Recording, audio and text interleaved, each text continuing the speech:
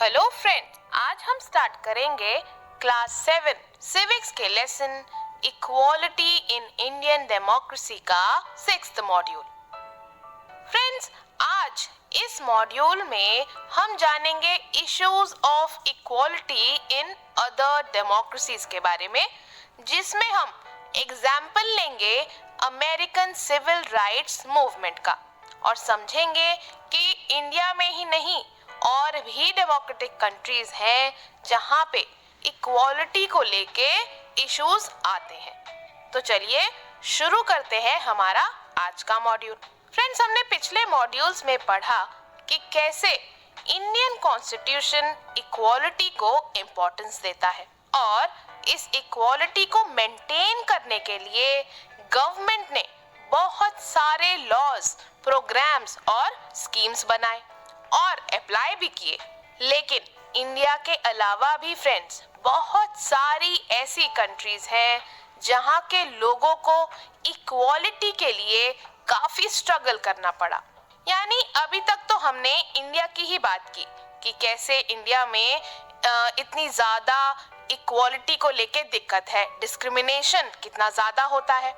अब हम बात करेंगे कि दूसरे डेमोक्रेटिक कंट्रीज में भी कुछ यही हाल है, इन इक्वालिटी वहां पर भी है। तो आइए जानते हैं यूएसए के एक एग्जाम्पल से कि वहां पे इक्वालिटी को लेके क्या इश्यूज आए थे या फिर हैं और क्या क्या स्ट्रगल हुए उसको लेके। तो फ्रेंड्स, यूएसए की बात करें तो यूएसए में जो अफ्रीकन अमेरिकन्स हैं, यानी कि जो अफ्रीकन अमेरिकन्स वो हैं जिनके एंसेस्टर्स अमेरिका में पहले स्लेव हुआ करते थे, जिनको अफ्रीका से लाया गया था एज स्लेव्स। तो जो अफ्रीकन अमेरिकन्स हैं अमेरिका में, उनकी लाइफ आज भी बहुत ज़्यादा अनइक्वल है। मतलब अफ्रीकन अमेरिकन्स को यूएसए में, यूनाइटेड स्टेट्स ऑफ अमेरिका में अनइक्वली ट्रीट किया जाता था और आज भी किया जा रहा है। लेकिन 1950s से पहले ये डिस्क्रिमिनेशन बहुत ज्यादा था और कई सारे ऐसे लॉज भी थे जिनके थ्रू ये डिस्क्रिमिनेशन और भी बढ़ जाता था। यानी कि लोग तो डिस्क्रिमिनेट करते ही थे, बट उनको जो सपोर्ट मिलता था वो कॉन्स्टिट्यूशन में मौजूद लॉ से मिलता था। वो कैसे, देखते हैं। जैसे कि फ्रेंड्स, पहले बसेस में अफ्रीकन अमेरिकन्स को या तो बैक सीट्स पर बैठना अलाउड था या फिर उन्हें अपनी सीट किसी वाइट पर्सन के लिए वेकेट करनी पड़ती थी, छोड़नी पड़ती थी। यानी कि अगर कोई बैठा हुआ है अफ्रीकन अमेरिकन बस की सीट पर और कोई वाइट पर्सन वहां पे आ गया तो उनको अपनी सीट छोड़ के उस वाइट पर्सन को दे देने का रूल था। बताइए किस लेवल पे ये डिस्क्रिमिनेशन था 1950s से पहले। फ्रेंड्स, इसी डिस्क्रिमिनेशन और इनइक्वालिटी के अगेंस्ट 1950s में अमेरिका में एक छोटे से इंसिडेंट से American civil rights movement start हुआ। क्या स्टार्ट हुआ? American civil rights movement. और ये छोटा सा इंसिडेंट आखिर क्या था, आइए जानते हैं। फ्रेंड्स, हमने अभी जाना कि बसेस में अफ्रीकन अमेरिकन लोगों को व्हाइट्स के लिए अपनी सीट्स वेकेट करनी पड़ती थी, छोड़नी पड़ती थी। तो फ्रेंड्स, ऐसे ही 1 दिसंबर 1955 की बात एक अफ्रीकन अमेरिकन वुमन रोजा पार्क्स, उनकी सीट खाली करने को कहा गया तो उन्होंने मना कर दिया। उन्होंने अपनी सीट नहीं छोड़ी और उन्होंने मना कर दिया। और रोजा पार्क्स के इसी रिफ्यूजल ने सारी अफ्रीकन अमेरिकन्स में इनइक्वालिटी के खिलाफ लड़ने की मूवमेंट शुरू कर दी और यही मूवमेंट आगे चल के सिविल राइट्स मूवमेंट कहलाई। बेसिकली फ्रेंड्स, अगर इनइक्वालिटी हो रही है किसी के भी साथ तो एक छोटी सी शुरुआत की जरूरत होती है, एक छोटे से रिफ्यूजल की जरूरत होती है और वही जाके एक मूवमेंट बनता है जो सबके लिए बेनिफिट भी लाता है।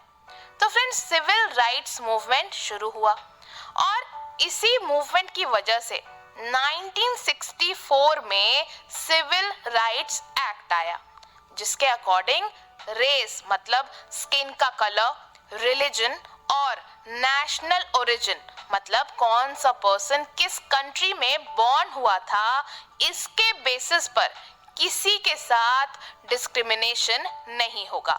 इसके साथ ही क्या हुआ कि अफ्रीकन अमेरिकन चिल्ड्रन को सेपरेट स्कूल्स में पढ़ने नहीं जाना पड़ेगा, क्योंकि इस एक्ट के अकॉर्डिंग वो बच्चे अमेरिका के किसी भी स्कूल में पढ़ सकते थे।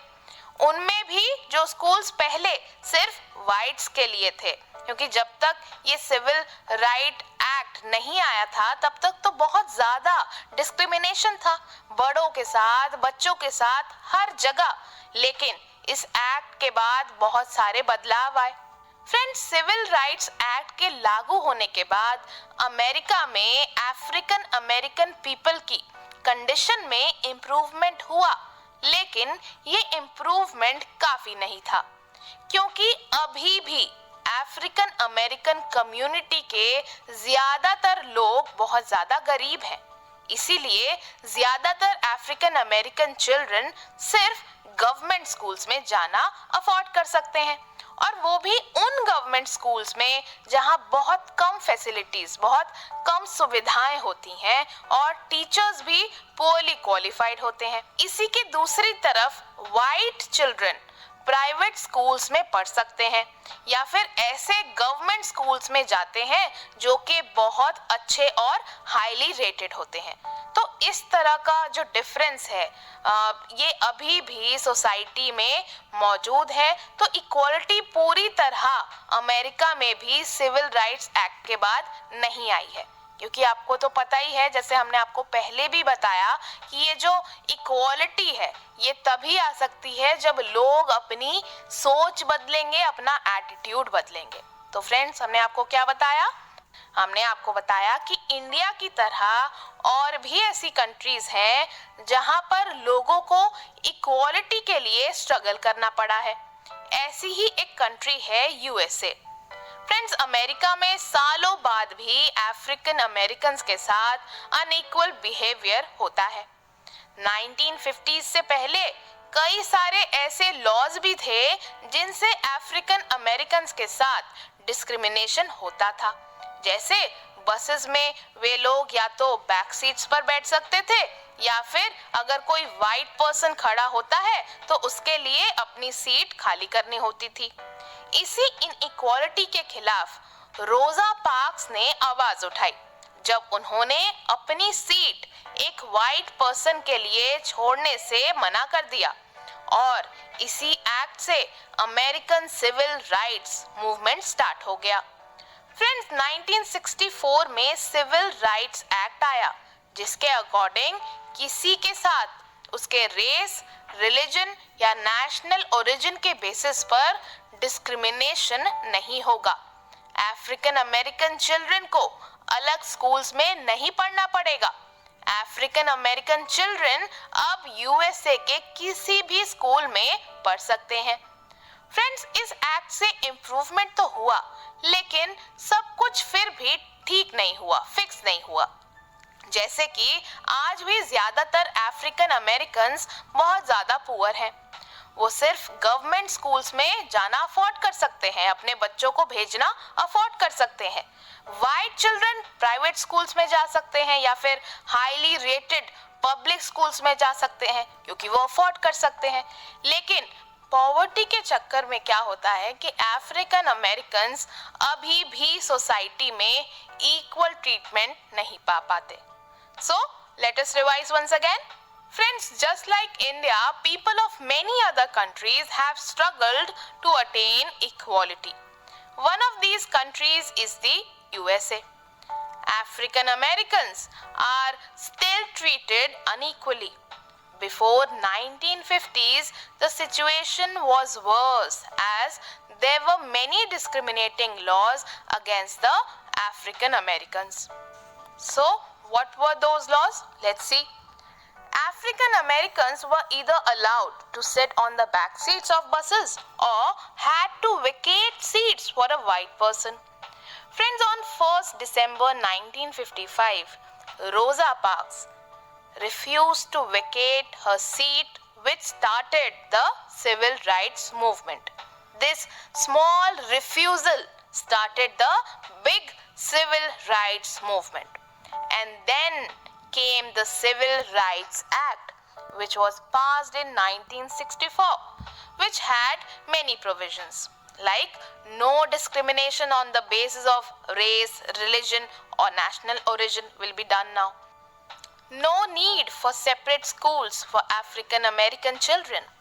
All schools opened for African American children. Friends, if we talk about the outcome of this act, so it was not all positive because majority of African Americans are still poor. They can only afford to attend government schools having poor facilities and poorly qualified teachers, whereas white children can attend private schools or highly rated government schools. तो friends, ये था हमारा आज का module और हमने इस module में